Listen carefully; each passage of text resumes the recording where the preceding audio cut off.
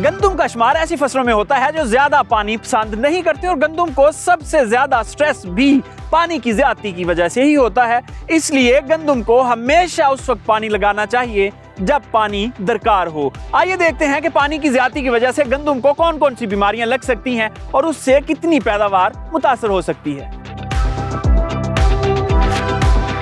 गंदम मौसम सरमा की फसल होने के बायस कम पानी में अच्छी पैदावार देने की सलाहियत रखती है।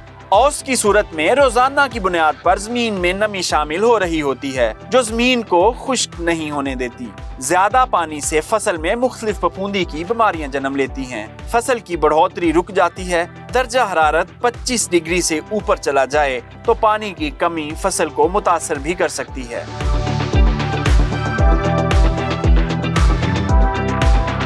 नवंबर में काश्त की गई गंदम इस वक्त 60 दिन से ऊपर जा चुकी है और अक्सर इलाकों में किसान गंदम को दूसरा पानी लगाने का प्लान कर रहे हैं।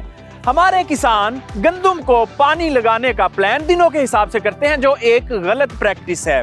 गंदम को पानी लगाने का हिसाब गुज़श्ता फसल और जमीनी साख्त के लिहाज से किया जाता है। आइए देखते हैं कि कौन से अनासर हैं जिनको मद्देनजर रखकर गंदम का पानी प्लान किया जाता है।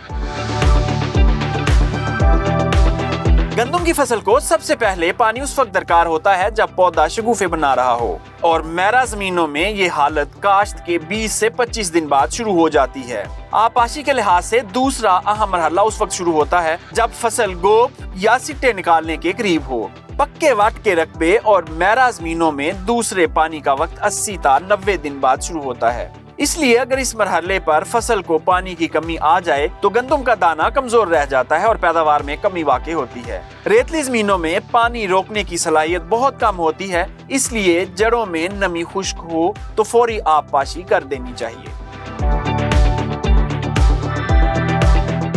पाकिस्तान के मुख्तलिफ इलाकों में जमीनी नौइयत को मद्देनजर रखते हुए गंदम को दूसरा पानी कब लगना चाहिए, इसके बारे में मजीद जानने के लिए इस वक्त हमारे पास माहिर काश्त महविश मखदूम साहबा मौजूद हैं। उनसे पूछते हैं कि गंदम को दूसरा पानी कब लगना चाहिए। अस्सलाम वालेकुम। वालेकुम अस्सलाम सर। मिस बताइएगा कि हमारे जो मुख्तलिफ इलाके हैं पाकिस्तान भर में, जो ज़मीनें हैं हमारी रेतली है, फिर लूमी सॉइल है, फिर उसके अलावा हमारे पास मैरा ज़मीन है और पक्के वट की ज़मीनें हैं, इन सारों को ज़रा बताएं कि दूसरा पानी कब लगना चाहिए। तो वो पानी जो है वो हम देखते हैं ज़मीन की ज़रूरत के हिसाब से, यानी कि अगर तो वो लगाई गई है कमाद के बाद या कपास के बाद फसल, तो वो हम कहते हैं कि 70 से 80 दिन के बाद लगाए, ताकि जो है वो एक उसकी क्रिटिकल स्टेज होती है उस पे लगाना वो ज़रूरी है, वरना जो पौधे के जो सिट्टे हैं वो साइज़ में छोटे रह जाते हैं जिसकी वजह से हमारे पास दानों की जो मिकदार है वो कम हो जाती है।